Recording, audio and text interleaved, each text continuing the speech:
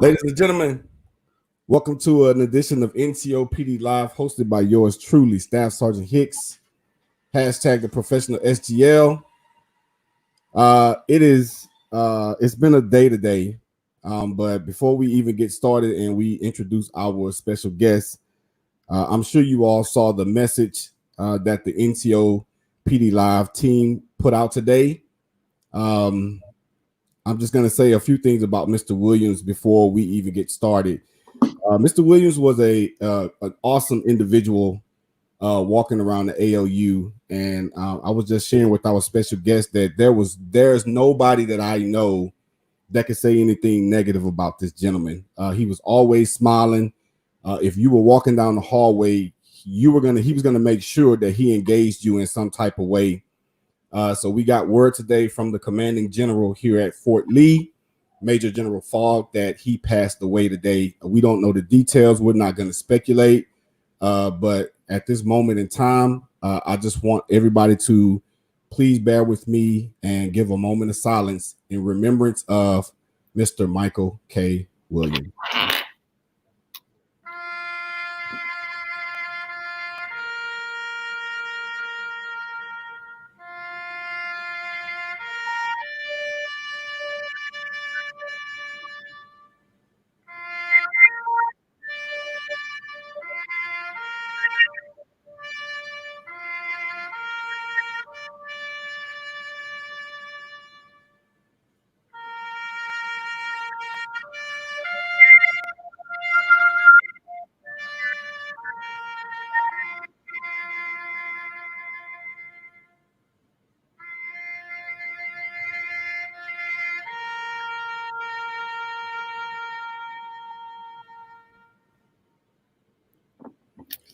May his memory live on throughout everybody at the ALU and the NCO Academy. Rest in peace, Mr. Michael K. Williams. Okay, I am going to do this. I did contemplate tonight about postponing tonight's NCOPD Live, but if I knew Mr. Williams like I knew him, he would have wanted me to do it. So, therefore, we are in the building with our special guest, Sergeant First Class Whittney Kilgore. Sergeant, how you doing tonight? What's up, man? I'm doing good. So, how was your day today? My day was good, man. Got a little work done and just getting mentally prepared for this tonight. So pretty good. Okay, kind of nervous a little bit. I'm excited. I like talking about stuff like that. I get real deep, so I get kind of fired up about it. Trying to keep it in right now. Okay, so you know what? So guess what? I'm gonna rely on you tonight to carry this show. Okay, because I'm going through it, but I know that the type of energy that you bring as dialogue goes on, and I see the followers are checking in. I'm pretty sure we're gonna have a great discussion, but definitely those life coaching skills you was talking about, yeah. I'm gonna need you. I'm calling on you, okay? I'm here for you, Battle. I'm calling on you. So before we even get started, tell myself and the followers a little bit about yourself, your current duty position, current duty location, hobbies, anything you want us to know. The mic is yours.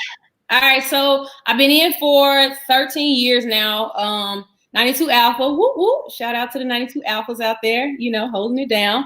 At this time, I'm stationed at Fort AP Hill, in the middle of nowhere. I'm a logistics supervisor, but I have done a lot of warehouse time. But like some of the things I'm real passionate about and have been blessed to get a chance to do was MRT, and that's kind of what kind of launched me into like getting really into improving just my mind and things like that, and just trying to help other people, do the same thing. Okay. Where you originally from? Arkansas. Where are the Razorbacks? Oh, so I don't think there ain't no Razorback fans. Where are the Razorbacks? Okay. You got some 92 Alphas coming in. But I don't know. I haven't seen a Razorback fan in. First of all, okay, let's keep it professional, sorry. I'm just saying. Hey, I'm just saying. I ain't seen a Razorback fan in. What is a Razorback anyway? Arkansas Razorbacks are going to stand up here shortly, so don't count us out yet. Before we get off of here, I guarantee you there will be no Razorback fans on here. I don't believe it's going to happen. All right. right, we're gonna see, sir. We're gonna see. Okay. So I mean, any hobbies you like? You got any hobbies you like to do? Yeah, man. I love just. I'm really at home. I'm really a homebody, honestly. Not a lot of TV. I spent a lot of time just kind of working on my Arkansas in the building, baby, right there. She said Arkansas. She didn't say she was a Razorback fan. She said Arkansas. It's implied. But honestly, no, just kind of whack, honestly, when it comes to a lot of hobbies and stuff. I've been really focused on like just trying to grow my business and my off time, going to school. And I had a lot of time to just kind of chill the last couple of years. So I'm just trying to kind of focused right now on that. Oh, whoa. Let's just keep on. Let's not worry about the Arkansas stuff right now. No Arkansas Razorback fan. So you know what? So before we even get kicked off, man. So I didn't tell you about this, and I spring this on my guests. So I have something that I call quick in 60 seconds, and only 2 of my guests have got it. So I'm going to explain the rules to you. I'm going to ask you a series of questions, and you have 60 seconds to get them right. So you really don't have a choice to play. And although you may outrank me, I'm the host. So, do you understand the rules? Can I use Google? No. Dang it. All right, I'm ready. It's fresh off the dome. Ready? Let's go. The timer starts after I finish the first question. What is your favorite color? Red. Favorite NFL team? Patriots. Favorite NBA team? NBA. Oh my goodness. I like the Lakers. Chicken, beef, or pork? Chicken. Okay. Favorite duty location? Fort AP Hill, Virginia. Favorite duty position? Drill sergeant. Stand up. Who's your favorite mentor? Dana Brown. Favorite Army value? I would say respect. Favorite author? Stephen Covey. Favorite hobby? Working on my business. Favorite vacation spot? Oh my goodness. I want to go to Florida. Oh, 51 seconds. Come on, man.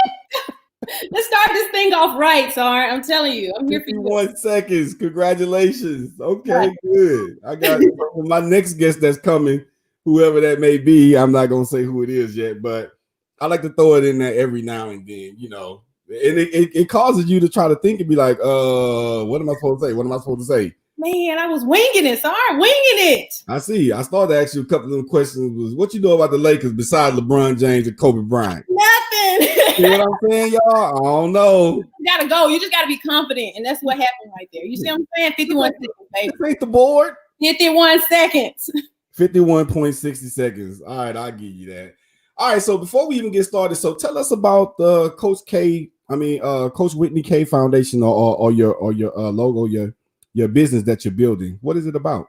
It's a personal growth business, just helping women improve mentally, emotionally, and spiritually. Just helping them overcome past stresses and things like that, and get more focused on what it is they want from life. So just working with individuals and then groups of women as well. Okay. And what was your inspiration behind this? I know you said something about MRT, but what was your inspiration behind it? It kind of started like just being a drill sergeant and like realizing so many girls coming into the Army with no idea of what they wanted to do. And that's the same thing with me, right?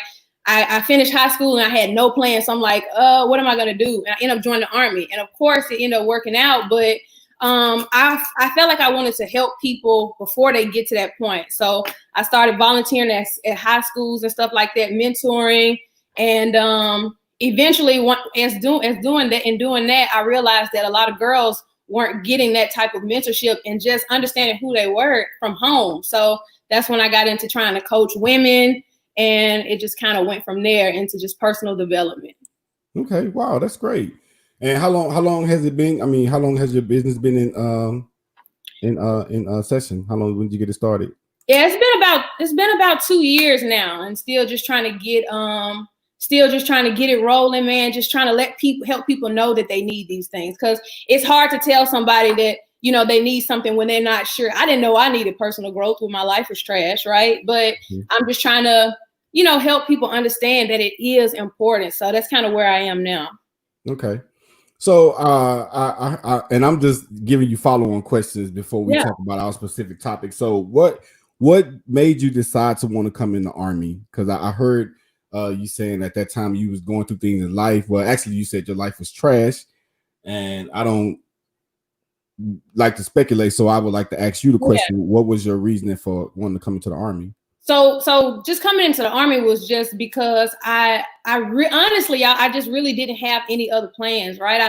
I got up to high school. I wasn't a bad student, but I wasn't a great student. And then I got to 12th grade. I'm like, what am I going to do? So ended up joining the Army, got out for like 9 months. And I was like, you know what?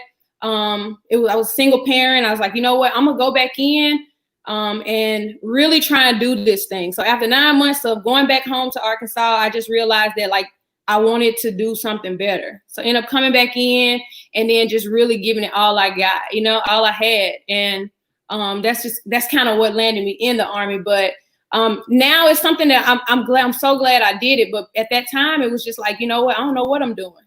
I didn't know what I was going to do. Mm-hmm. So now with I'm going to save this for another later, because I'm going to do a panel of mentorship with women. I'm probably going to ask you to come back. So just up front. But it's hard nowadays for single parents, especially females in the Army, because of the stigma out there. More females nowadays. I'm just going to keep it 100. Yeah. They either get overlooked or they get looked at because they get looked at as an object. And that's a hard task as being a single mother in the military. So how did you make it this far? Now I'm married, and me and my husband have been together for a while. But at that time, we didn't get married till about 6 years ago, right? And I've been in all this time. But a lot of that came from just being surrounding myself with the right people. You know what I'm saying? Like when you come in the Army, you don't really know who you are. You're 17. You're trying to figure yourself out. And a lot of women end up in that. A lot of people in general end up in that situation. You don't know who you are at 17. So you learning who to be. You learning how to be yourself from the leaders that you have, right? And if they're trash, then you know what I'm saying. If you don't have any type of self-control or idea of what you want, you sometimes end up falling in those same paths, man. And I think that, you know, just for women being a single parent, if you want it bad enough, you're gonna do it, and it's still hard. But if you want it, you're gonna make it happen. Okay.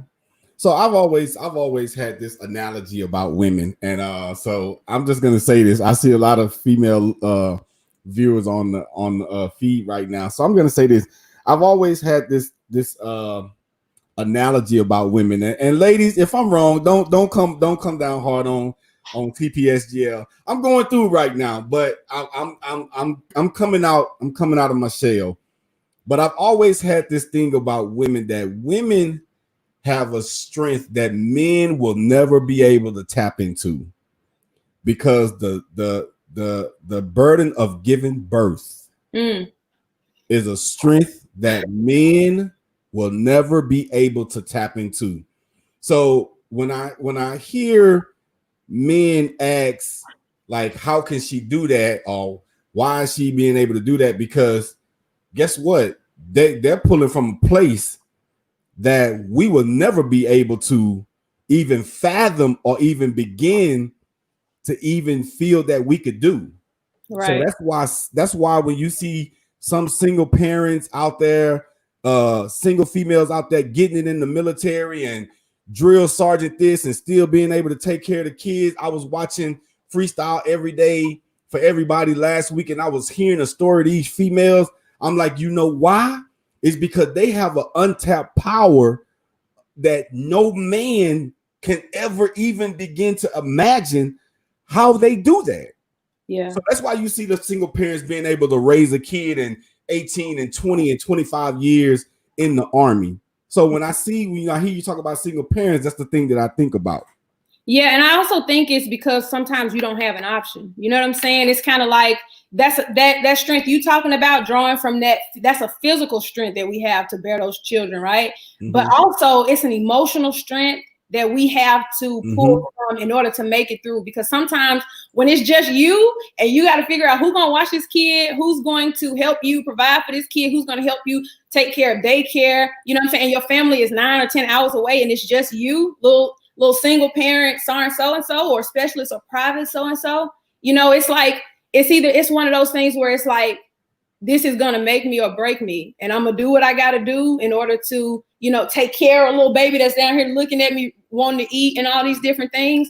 Or I'm just going to fall and now we both out of it. You know what I'm saying? So you're right. We do have to pull from a different place and people expect that from us. You know what I'm saying? They don't want to give, you know, there's no, okay, well, we're going to give you a break. No, I'm expected a few months after I give birth to come back and get it just like my male counterparts, you know?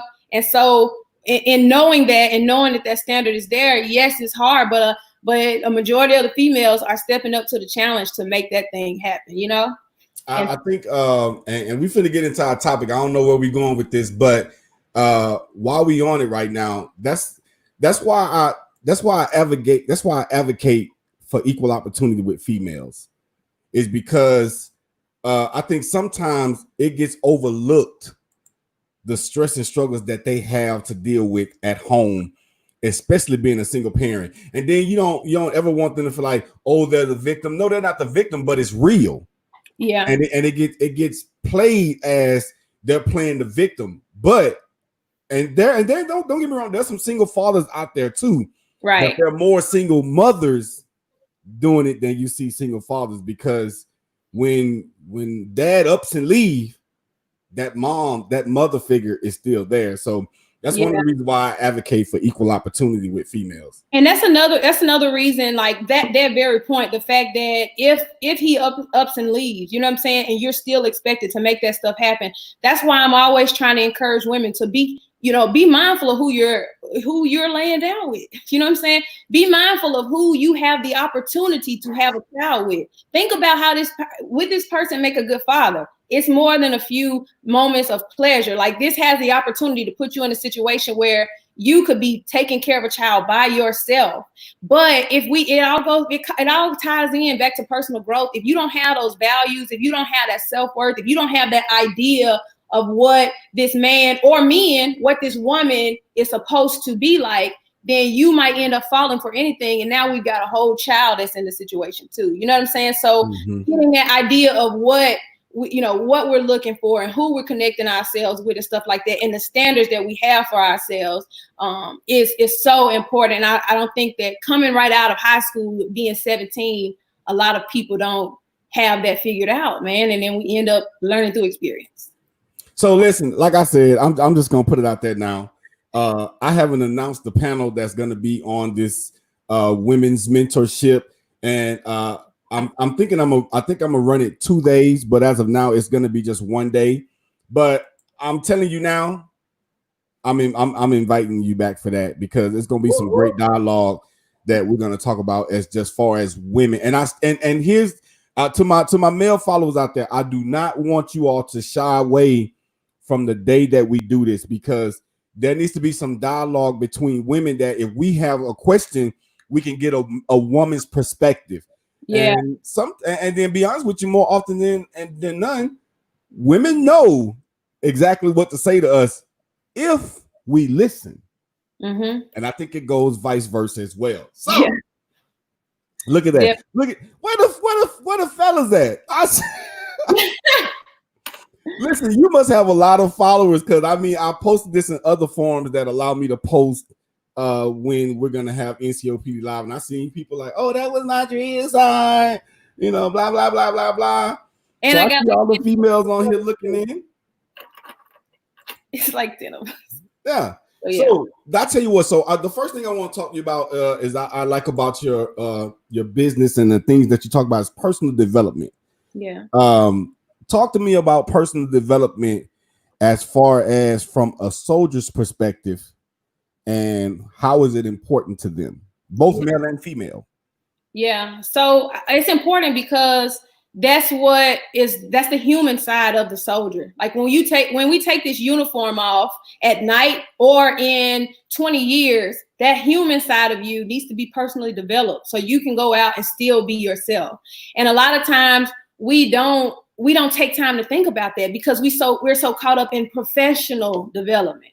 And I think personal development is just as important, because I'm pretty sure you know some 45 or 40-year-old leaders, right? But they still have a 19-year-old mentality. And that's because they haven't developed personally.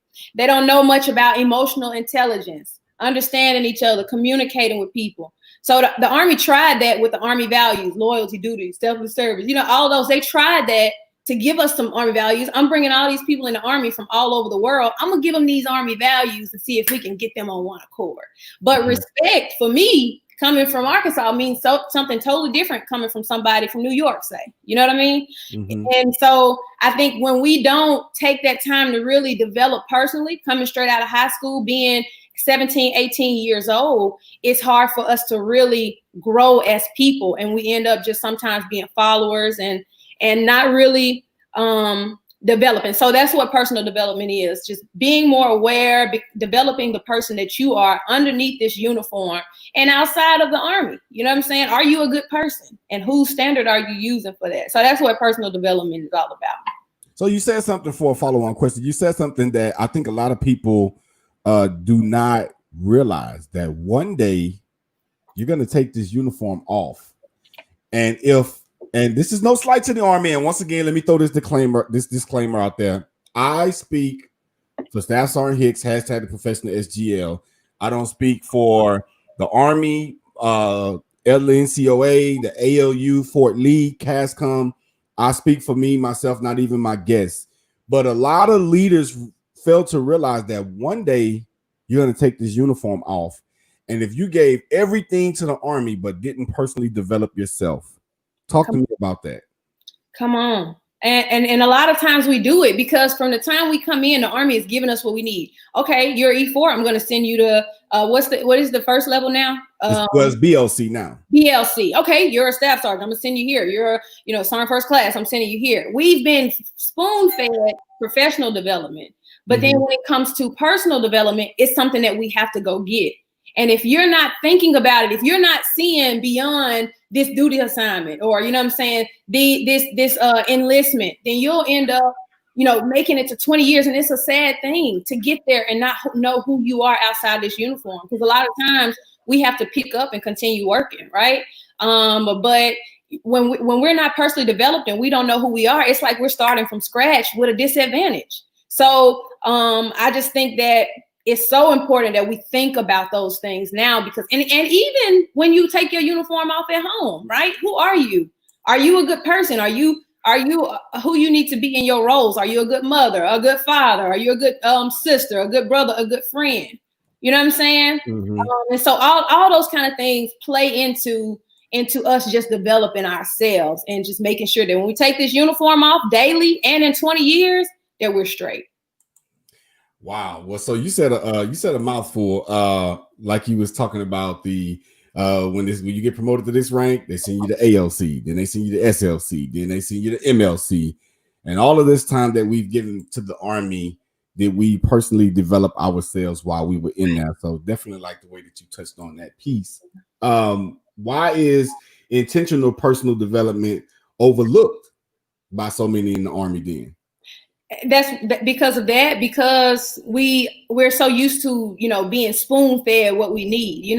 We're used to even before the Army, like our parents giving us what we need. If you come straight out and you come into the Army and they give you everything you need, it's kind of like you're just going along with the flow. And a lot of times we don't take that we're not intentional about reading books, listening to podcasts, figuring out who we really are. Some of us come into the Army and we forget everything we knew. I was raised in the church my whole life, got to the Army and just threw it all away. You know what I'm saying? Yeah. And so just things like that. Who am I? Did I lose all that because I joined this organization? No, the Army still allows me to be a follower of Christ, but I have to take the time to make sure I nurture that for myself, And a lot of times we neglect that stuff and we don't really think about that. And we put so much into professional development and not really becoming better people, which is good for the Army too, because if you got a good soldier, a good person, you're gonna have a good soldier. So how can the Army benefit from personal development from a soldier? If they can benefit because when you have a good soldier, and when you have a good person, you're gonna have a good soldier. If I can get you to just follow the Army values, if I can get you to be respectful, that cuts down on so many Article 15s right there, right? Mm-hmm. So if I can get these people developed, my soldiers developed to where when they have situations, when they come home from a deployment and they find out all their money is gone, or their wife or husband has been cheating, you know what I'm saying? If I can get you personally developed enough to where you can be in these situations and react in a way that's not going to ruin your life or ruin your career, then I'm on to something. But if I ignore the personal part and all I'm focused on is you being a professional, then that sometimes goes out of the window when my emotions are in play. When you make me mad enough, I just might pop off and do something that might damage my whole career. So the Army could really benefit from developing us, teaching people how to be good people, teaching people how to respond to those types of conflicts that we know about, but ain't nobody else really talking about. You know what I'm saying? Mm-hmm. Like, when have you heard a briefing like that, teaching people how to deal with a situation like that? And you know what I'm saying? Or how to deal with you soldiers, being honest, soldiers getting on your nerves so much that you can't even focus at home. When have you been taught to deal with that or how to balance it? That's personal development. So, one thing I'm gonna speak on two things real quick, and we'll move on to the next question. But so one thing I would have loved to have seen, and I'm still got some time before I leave the academy. But once again, shout out 3rd of the 289th Beaumont. Here I come. But one thing I would have loved to have seen at the academy is that we had some time where we had personal development, where we had life coaches come in and talk and speak to us. Because one thing, now we started getting around to it every last Friday of the month at the academy. We would have business casual, so people would know how to dress business casual other than just being in the uniform. And you'd be surprised some of the outfits that people come in, they don't know. And I think if we had a place in there where we had like life coaching implemented to come in and teach people about these things, about personal development, just basic things about life. Yes. Yeah. I think it would do so much. I think it would relieve so much stress, because I feel like people would have a resource. Like, and the Army has resources. We'll talk about that. But, I feel like it would put it right there in their forefront. Like, this is something that you need. Because a lot of people don't know that they need to work on their communication skills, even though their wife or husband is clearly showing signs that they ain't communicating right. They don't know it unless it's put right in front of them. So I think that would be a good idea for the Army, man. I do. So my man Jack Lewis, man, listen, and he's gonna be on. Listen, if y'all haven't heard this individual right here, I posted one of his videos. A team posted. I'm not gonna take no credit. The team posted one of his videos the other day, but he said would make transitioning more smoother and set people up for success if we have these life coaching and like showing people, like so as SGLs now we have to give people classes on, like, hey, this is when we say business casual. We're not talking jeans and Timberland boots, and we're talking about some nice dress slacks, a nice button-up polo shirt, a tie, or and some nice flat bottom shoes, and come in and present if you were going to a corporate office. But it has been proven that it is a lost art. People do not think that in the military, but it is definitely an importance, because like you said, there's going to come a day when you transition out of this uniform, and if you haven't personally developed yourself and know these things about how to dress and how to carry yourself from when you're walking, communication skills, what really did you do out of all of those years that you've been in the Army? Is just giving time and time to the Army, but did you really personally develop yourself? Right. And this might be all a little off, but even down to the point of how we present ourselves on social media. How you present yourself on social media. You know what I'm saying? Like this, and I don't even want to tap into why, we have soldiers doing crazy things, vulgar things on social media, knowing that they are in the military and that's how they represent themselves. But I want to get a little bit deeper. What within you makes you feel as though that's okay. Like that's the personal growth that needs to take place. What's going to make me value myself to a point where I don't feel like I have to be, seen doing all these kind of things or dressing, in a way that is going to, present an image that is not going to be beneficial for my career or for people who look at that. You know what I'm saying? So I think all of that stuff is important because we don't think about that transition, when we're making those kind of decisions. I've been there. I was a private, so it's just kind of like tapping into that. Okay. So what information would you give to a young soldier or a young leader out there, or even a senior leader, to how to even begin to get started on personally developing themselves? I think first it comes from just being intentional about how you spend your time. I got this was my first 7 Habits of Highly Effective People. Y'all probably heard this book, but by Stephen Covey. 7 Habits of Highly Effective People. First book I did not like reading, y'all, but reading this book opened my eyes to so much stuff that I needed to work on. So first is being aware that you need to work on yourself. Like if you continue to get the same results, like we got to do something different. So I would say get you a book, start reading. All these people that he talked about, Les Brown, I listened to these, Stephen Covey, Eric Thomas, Inky Johnson, listening to people who know what they're talking about, who have lives to prove it. So surrounding yourself and filling yourself with this kind of knowledge that's going to help, make it obvious that you need help.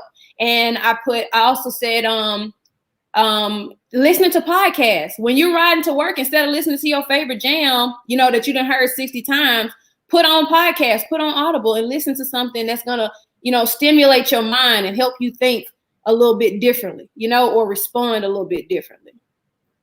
So, you know what? So I wish I had, so I'm going to go ahead and say this. So I want y'all to hear this. It is not set in stone yet. It is not set in stone yet, but it was brought to my attention about doing a podcast. So y'all getting some exclusive information right now.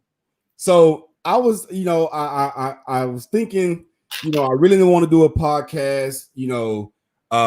I'm kind of okay with NCOPD Live right now. It's growing, but people's like, hey, you need to.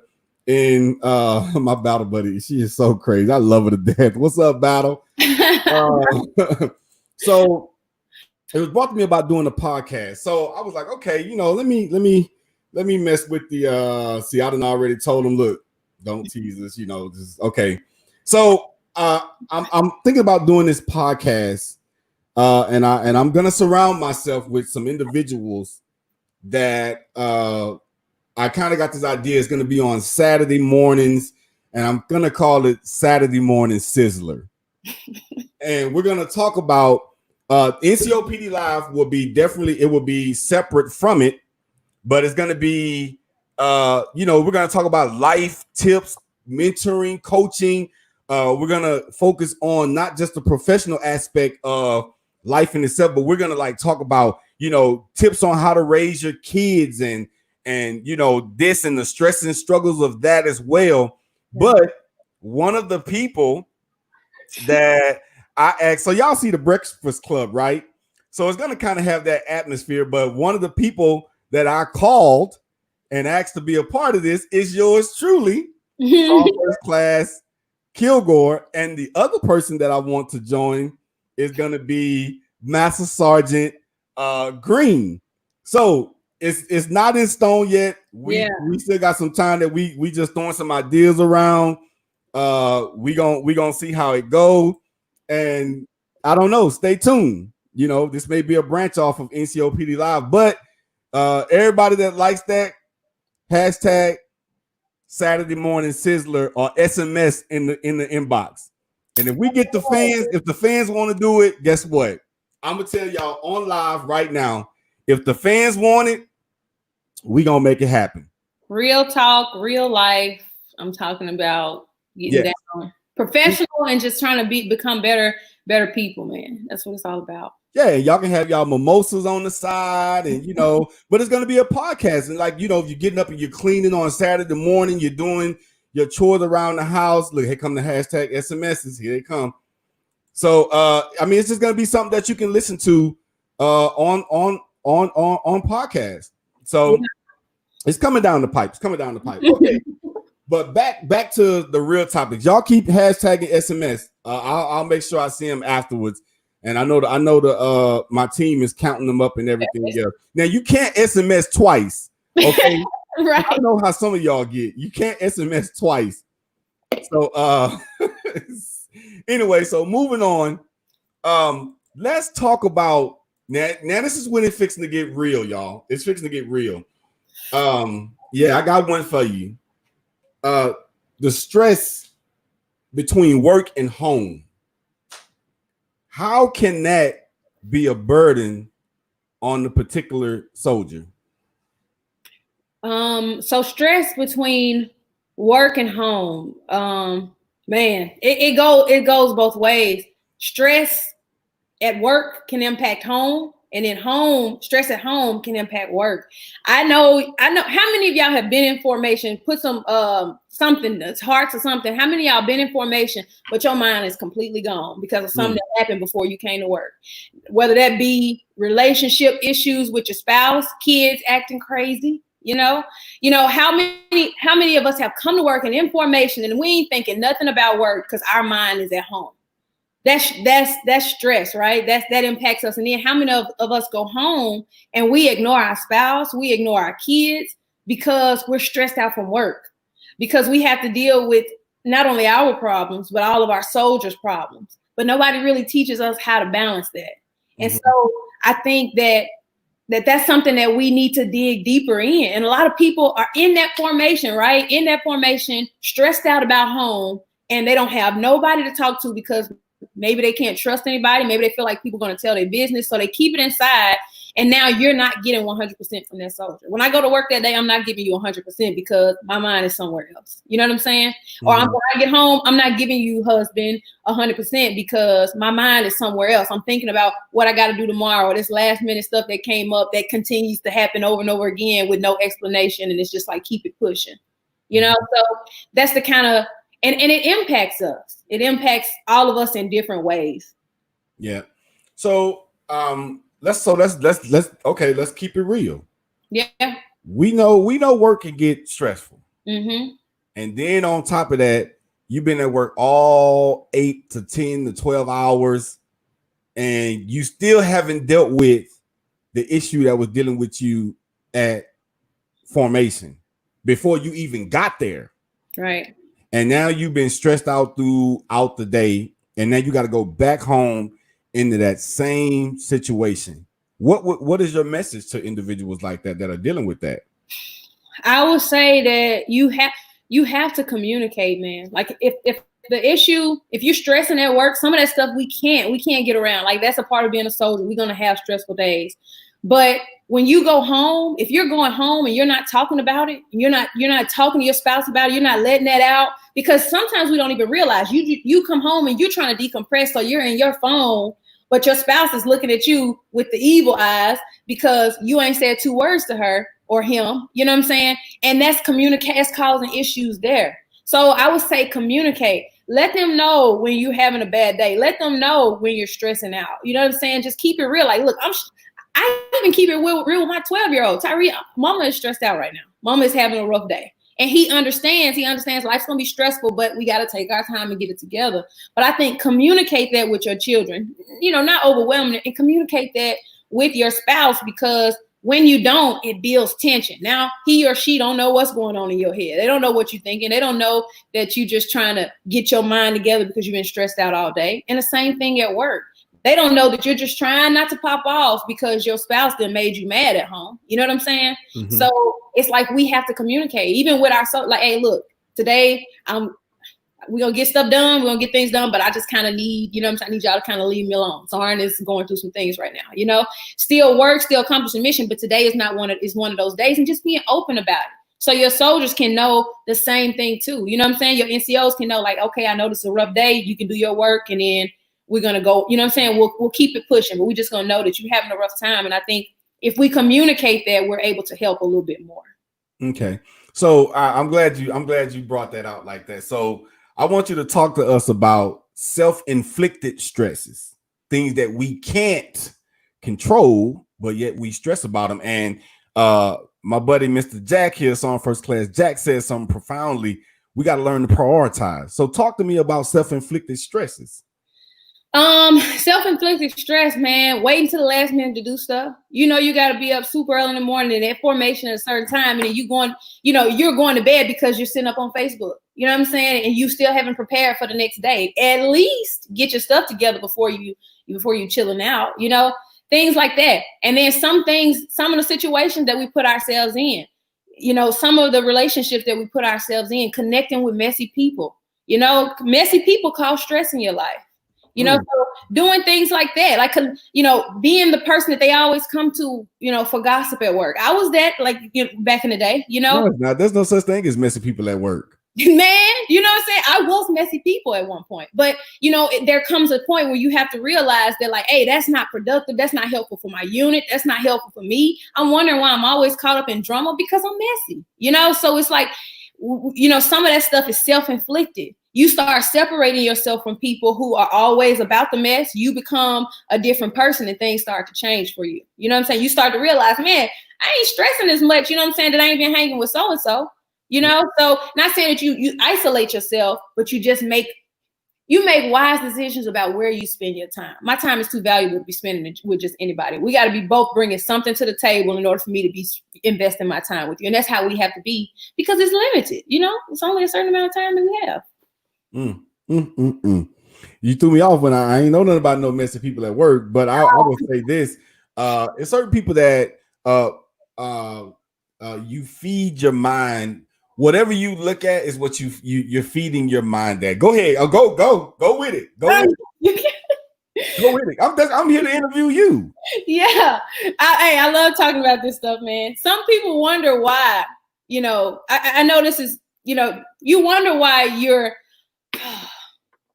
think about the music that you're listening to. Popular song out right now. I listen to it because I heard so many people singing it. Y'all gonna get mad at me. Y'all can come for me if y'all want. Storm First Class Kilgore is prepared to clap back. But let me say this. Savage, right? I'm savage. I'm a savage. Classy, bougie, ratchet. All these negative words, right? All these words that are degrading and all these things. And then I could probably pull up a song that's a real song that's derogatory that a lot of men listen to. But you feed in yourself that, and you wonder why you can't, think about anything else. You wonder why you're always depressed. Some of the songs that it's a little singer named Billie Eilish or something like that, young girl. But music's so depressing, and people listen to these things and they wonder why their mind is where it is. We have to be mindful about what we're allowing into us, what we're listening to, what we're watching on TV. You know what I'm saying? Like that kind of stuff is important, because what you're putting in eventually is going to come out. So we got to be mindful, even down to our music. I'm not saying you shouldn't live your best life, but so think about what's going in, evaluate what's coming out, and see if something needs to change. So do you think that some of that could cause some of the stressors that's we talked about work, but some stressors at home, maybe some of the things that we're looking at, or like on TV, or some of the things that we're looking at on social media? Could that be a stick? I mean, could that be a part of it? I think so. I think social media comes into play when you spend more time doing that than you do taking care of your responsibilities. When you spend more time doing social media than you do spending time with your child, or talking to your child, you know what I'm saying, or talking to your spouse, then that's when it becomes a problem. Or talking to your whoever your relationship with, right? And when we spend more time doing that instead of taking care of priorities, I think that's when social media becomes a problem, because sometimes you can get so isolated, you can get so blocked in that you don't realize that you spent all this time scrolling and you have spent no time investing into the people that's most precious to you right there in your space. I've been guilty of it too. With my business, I'll get so caught up, but I talk to my husband to where, like, babe, you gotta, because I'm so focused. When I get in there, babe, you gotta say something to me. Say, have I been on here too long? And he'll tell me, and just making sure we're taking care of that kind of stuff first. Okay. Wow. So I have another question here for you. So the home life stress, how does that impact a soldier, especially because some people feel like they don't have that avenue or that way to talk to come out and talk about it. So how does that affect the soldier dealing with life stresses at home? Yeah, I think you just can't give, it's not possible to give 100% when you're dealing with all that stress at home. I'll give the example of being on the trail. When I was a drill sergeant, I had personal issues going on in my marriage, and because of that, I was not able to give 100% as a drill sergeant. My soldiers didn't know, you know what I'm saying? But I know what I'm capable of. There was no whole lot of personal development going on at that time. I was just dealing with stress. Self-esteem was down. All these things were going on in my life, and I wasn't able to give 100%. And I think that when we are not dealing with issues at home, you know what I'm saying? When we're not dealing with those issues, it's hard for us to come to work and give 100%. So I just think that it's so important that we focus on those things too. You know what I'm saying? If when you come home, you gotta drink to be okay. You know, you got to drink a large amount. I'm not saying people shouldn't drink. What I'm saying is, if that is what you're doing to cope with being at home, you know what I'm saying? Then that's when we need to deal with that. We need to get deeper and figure out what's going on. What's that thing? Can I get some help to help me deal with this so that I don't have to come home and isolate myself and do that to numb myself to be, you know what I'm saying, to what's going on in my house. Mm-hmm. It makes a lot of sense. So, which was a question I was going to ask you. Coping mechanisms. Some people use drinking. Or believe it or not, this may be a surprise to some people, but some people use drugs, whether it's prescription drugs or illegal drugs that we're not supposed to be taking in the military. But instead of communicating about the stresses that they're dealing with at home, these are the coping mechanisms that they use. And I'm glad that you touched on that, saying that that's when we know that we have a problem that is something deeper. Yeah. And whatever that stress is, just talking about it might relieve some of that stress. It may not happen overnight, but it gets the ball rolling. Yeah.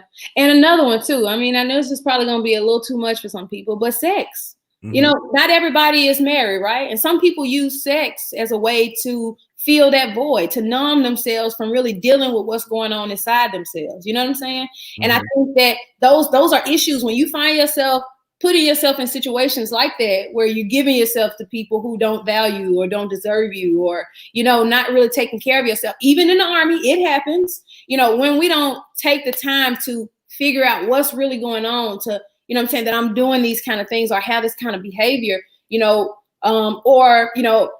we don't take the time to think about those things, I feel like that's when we have a problem. That's when it gets worse. Now it's going to, not only does it have the potential to impact your work ethic, but it has potential to impact your life as well. Wow, you took it there, man. You talked about drinking, then you took it to sex. I mean, because it does. I mean, what's one thing about us, man, we keeping it 100 on here. And that's one thing I like about the show. You never know what somebody's coping mechanism is. Right. There was a student, I keep saying student because I'm so used to being an SGL, and I ain't even on the podium no more. But it's just in me. But that was a soldier back at Fort Hood. I can't remember the name, but she was in my battalion. But when she first got to the unit, it was the wintertime, and the unit was just standing up, and we were always in full winters. So when summertime rolled around, you gotta put your shorts and your short sleeve shirt on, and she would have cuts on her legs and on her arms and stuff. Yeah. Well, long story short, that was her way of coping with herself. She would cut herself. Yeah. To get a release of, just the blood would be flowing from it, and she would just be released. And when I found out, I was like, I ain't gonna lie, I think I was a PSC auspice at the time. And I was like, I probably said some colorful word. I'm not gonna even. I haven't always been a professional SGL, so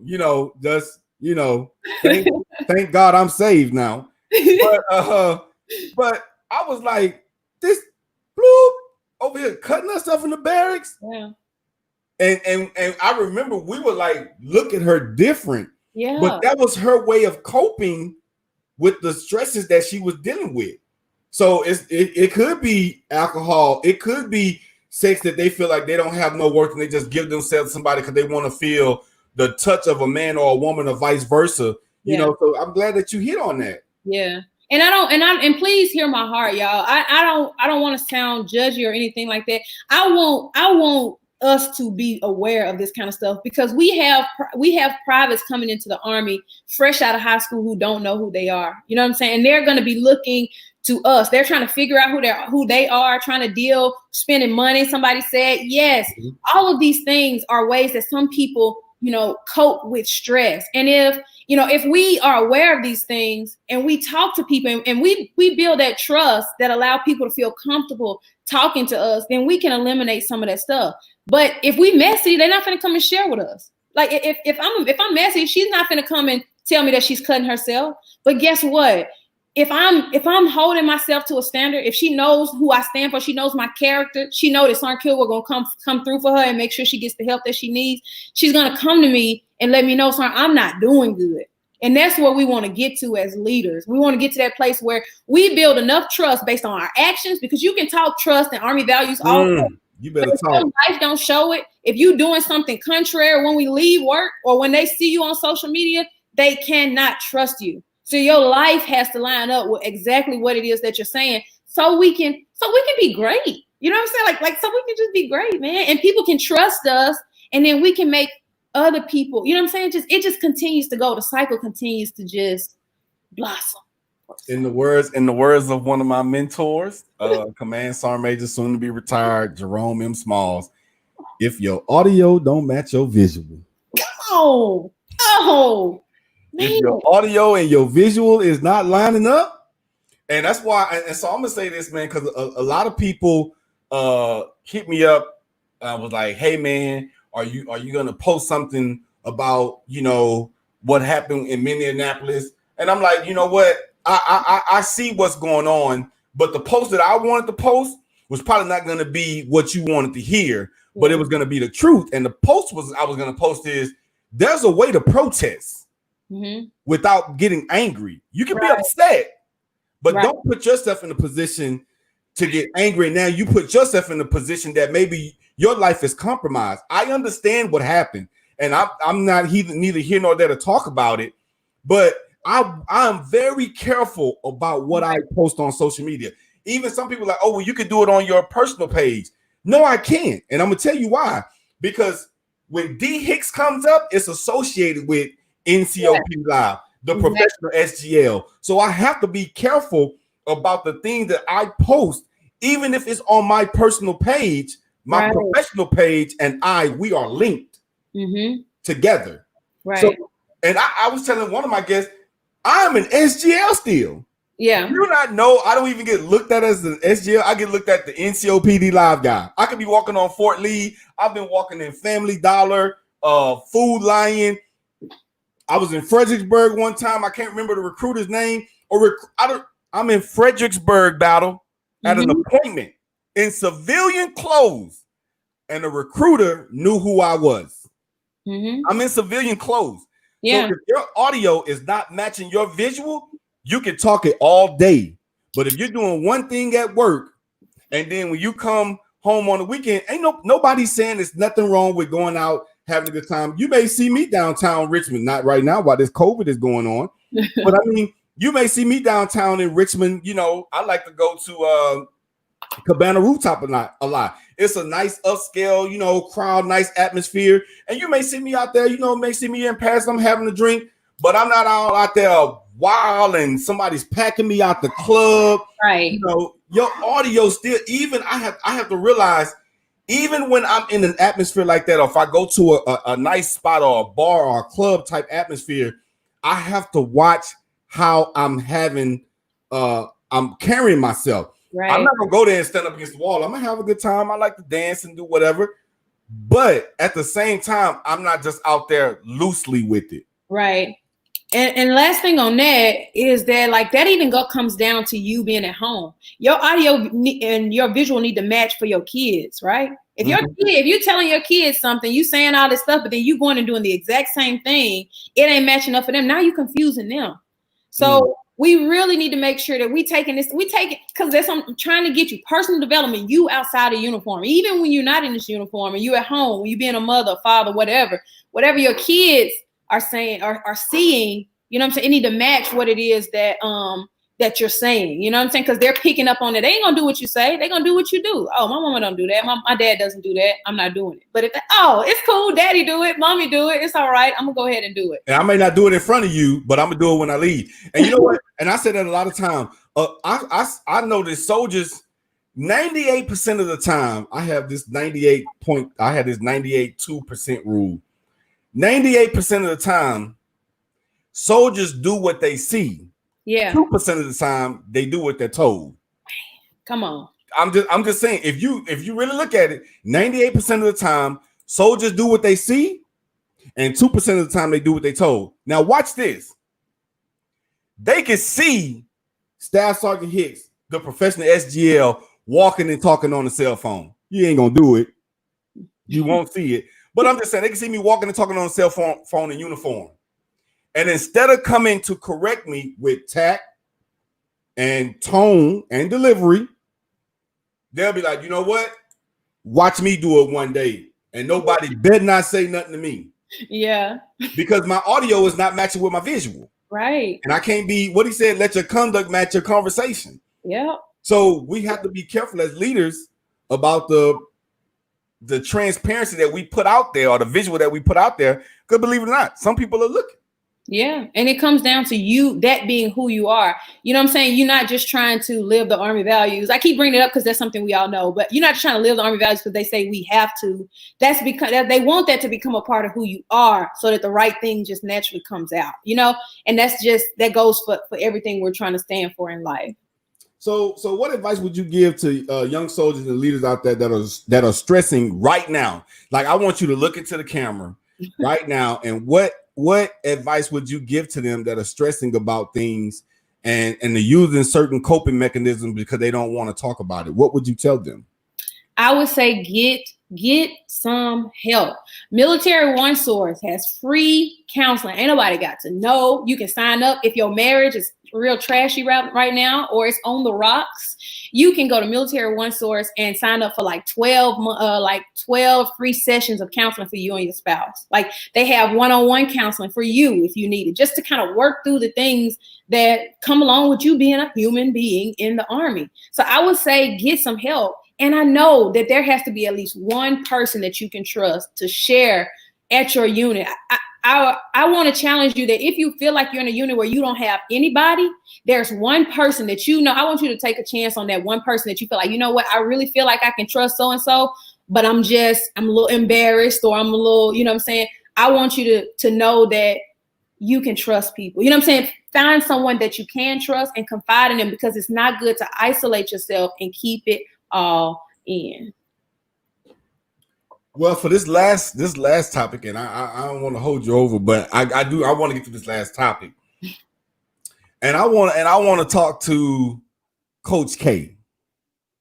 I want to talk to Coach K because we got the military side of the house, and you know we hit a little bit on the home and the personal side, but I want to talk to Coach K about communication and communication in the home. Why, in your own opinion, why is it important?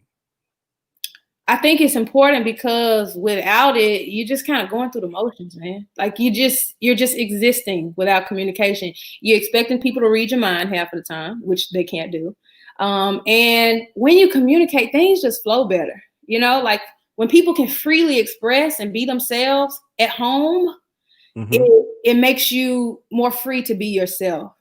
And so I would just say that's why it's so important to be able to communicate and get in a place where you can to talk to some people. So scenario, you come home and so I know me, I was my dad never showed emotions. Yeah, so I'm finna talk about, I ain't even finna give you no scenario. I'm gonna give you raw and uncut. And I, for some reason, a couple of last couple of sessions, I've been giving people a lot of insight about the profession SGL. I don't know what that's. I don't know how it's getting there, but I've been giving. Real, man. But so my dad was never the type to show any type of emotion. Like, you know, he was always at the table writing the sermon out. That's all I knew. Wow. Yeah. And, you know, because it's hard being a preacher's kid, you know. Yeah. And then, you know, when my biological dad came around on the weekends, whatever, he would show us some type of emotion, but I never saw it from my dad, from my grandfather. I've always saw this stern, serious. He was always one way. And I didn't know, this is me, I didn't know that I treated my kids that way. I would never, it was like, you know, I don't, what I need to hug you for? Why? And it was when I had my oldest son, my Cameron was staying here with me. And you know, after his mom and I had, she was kind of like what they call it, your high school or your childhood sweetheart. We didn't go to school together. She's the childhood sweetheart. So, okay, yeah, I see. I'm giving this communication. I'm opening up. I got the Coach K here. I hope she's gonna help me with this. So he moved here. Him and his mom and I had broke up when he was a baby. Like he didn't even remember. I had moved on and got married, had another family and this and that. But I was even like that towards my previous spouse, my ex-spouse. I was even like that towards her. That I wouldn't show no type of affection in the house because that's what I knew. And it was just a generation of, I don't even want to call it a curse, but it was just a generation of what I saw.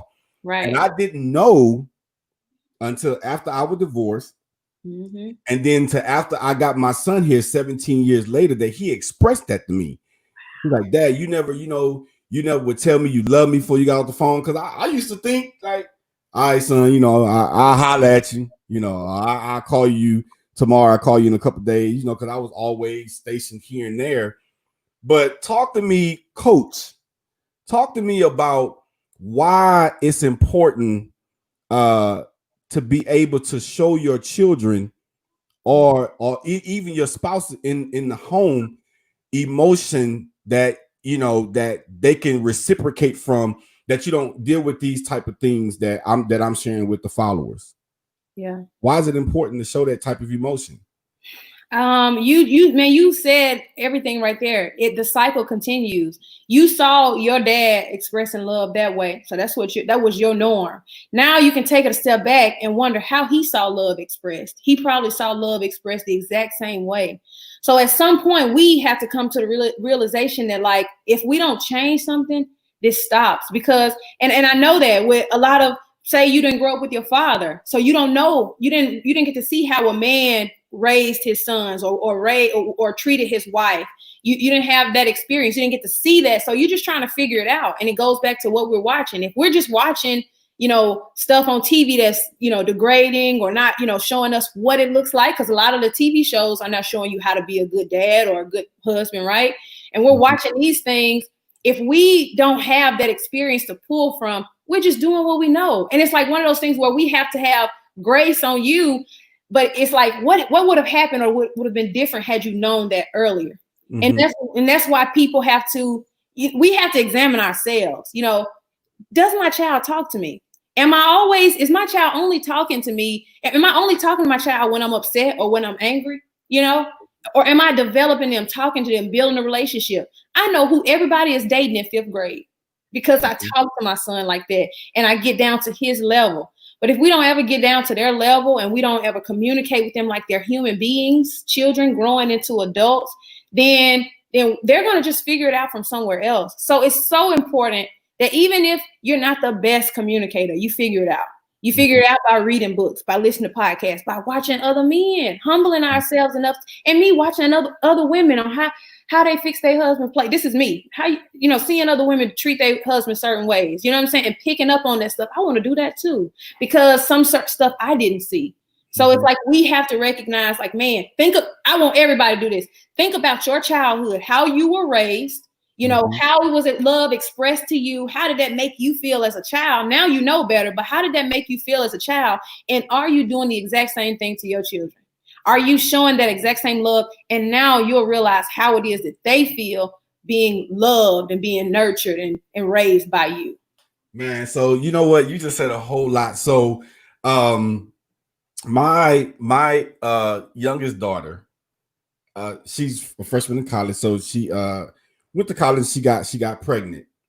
And when her mom called me, my ex called me, she's like, did you talk to your daughter?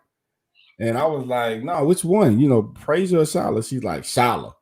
And I was like, no, what happened? Like, what's wrong? You know, I'm at work. I'm like, no, what happened? She done went on and got pregnant.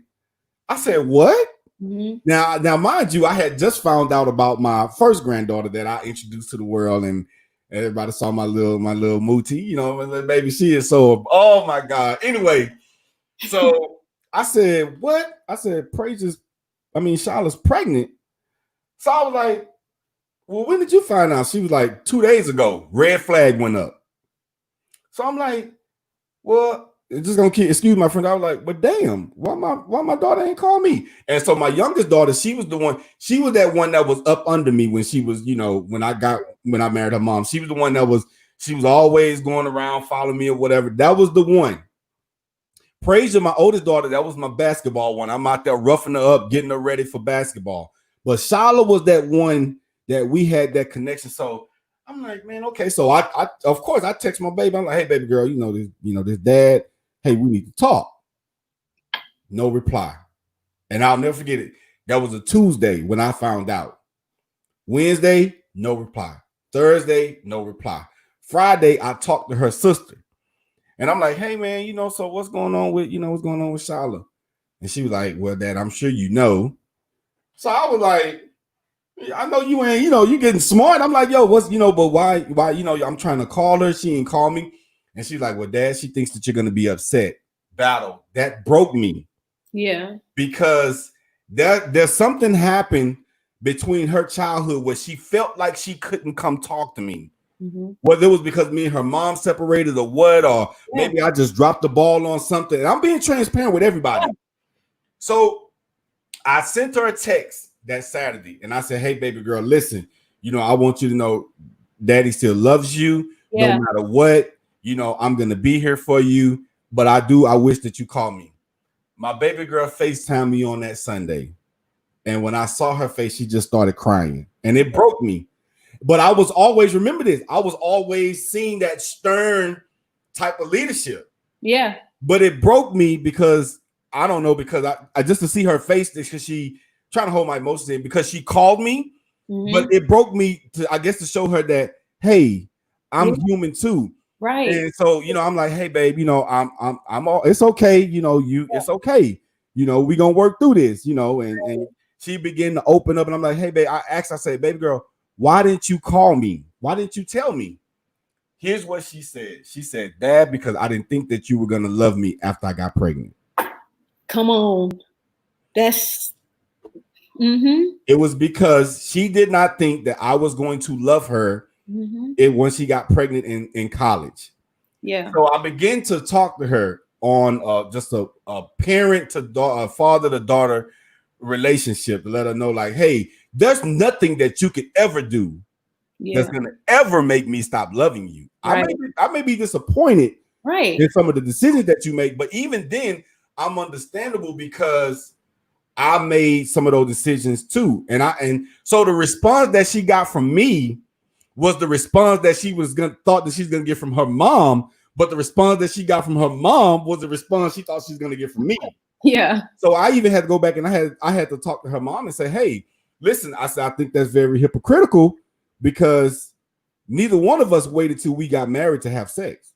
Because when I first met you, you had 2 children. Yeah. So we can't pass judgment on one individual. Right now, that child needs to know that we're both going to be there for her and that she has a support case. Long story short, the bottom line is, based on what you're saying, is that those things that we see, like you were saying, like think about how we were raised. I always had that stern figure. Like my grandfather never showed no emotions, and boy, you don't have to cut that yard, boy. No, you be all right. You know, it was just a perpetual cycle that I was repeating. Yeah, because that's what I knew. Mm-hmm. That was a normal way of life for you. Like, you know what I'm saying? Like, and that's how, like, we got to even think about our military children. This is a normal way of life for them. Us working long hours, us coming home late, us always having to move every few years. I communicate with my son when I know I'm about to, Tyree, we coming up on our 1 year. So you need to get your mind right because you might not be doing 7th grade with your friends. I let him know so he has time to process. I don't just, we moving on PCS and that's not effective. You know what I'm saying? Like, I know it's going to be hard, man, but you're going to be all right. You know, so communicating and like being there for them and showing them love, like you said, she needed to know that, like, regardless of what she's doing, and we need to be able to do that regardless of what, that's that unconditional love, man. And if we never seen it, it's hard to do it. And then on top of that, the Army is telling you, be all you can be strong, hard, and confident, and blah, blah, blah, you know? And then you trying to transition is sometimes hard. So we just need to be mindful of how other people are processing our life, how they're processing us living as a soldier and moving and all these different things. Yeah. So before we get out of here, so I know like now how I communicate with her. Like it was a couple of weeks ago, before my youngest son, he just got here, their brother, he got here, and I was talking to both of my girls. They went up to Nevada because, you know, they're in college and they had to move. My oldest daughter had to move out of her apartment and everything. So they're up there getting that stuff situated. So I was on FaceTime with both of them. And like the conversation that we were just having is like, it was like, I'm going to be honest with you. I'm going to tell you what I had went through my head. I was like, I got my girls back. Yeah. You know, like I got them back, that they feel that they can talk to. But I think my battle buddy, Staff Sergeant Edmondson, said it earlier. I had to first realize that I had an issue. Yes. I had to, and this is what I want you to talk about. I had to accept that I had a problem in order for me to go and get help. So talk to me and the followers about, first and foremost, accepting or realizing that you have an issue.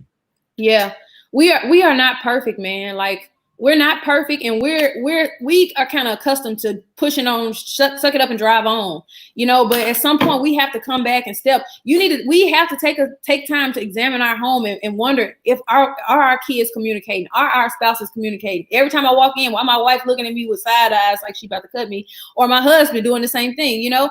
Like, we have to think about those things and pick up on them and then wonder, like, okay, what am I doing in this situation? Could I be doing something better? When we don't take time and we're always being the victim, oh, it's just them. They need to figure it out. They need to chill out. They just tripping. When we're always doing that and we're never taking time to fix ourselves, if you ain't never had to correct yourself, then there's something wrong. You know what I'm saying? Like, no, if you've never been wrong in any type of relationship situations or parenting situations, something is wrong, you know? So we just have to be humble enough to look at our relationships and see if something needs to change, you know, and having those, it's not too late. Like, you got your daughters back. Somebody got a teenage daughter who is looking for somebody to talk to her, or looking for somebody to talk to him. And they have no one because we're just in the mode of just going and not even focus on how much they're crying out in their behavior and so many things like that. So I would tell you, it is not too late. Take time, evaluate. If you don't have a relationship with your child, figure out why. Talk to them, get on their nerves. Hey, what's going on? Get in their business. Like, I want to know what's going on in 5th grade. Who's dating who? Why y'all ain't dating? What's your standards for girlfriends? You know, I want to know those kind of things so they know that we're invested. And even if it's too late, even if you've done things that, you know, may have hindered that relationship, you can get it back if you put forth that effort. Those are your children. They're going to love you. That's your spouse. They're going to love you. But you have to humble yourself and, like, hey, I know I need to change. I got some stuff. I'm always working on myself. My husband's like, okay, babe, all right, I got it. But I'm always like, you know what? I'm working on it. And it's a continuous effort. So humble ourselves, ask questions, and commit to trying to make those things better. It's never too late to fight for your marriage, for your children and relationships and things like that. Just humble yourself and put yourself in a position to be vulnerable enough to, you know, accept that when we're wrong, sometimes.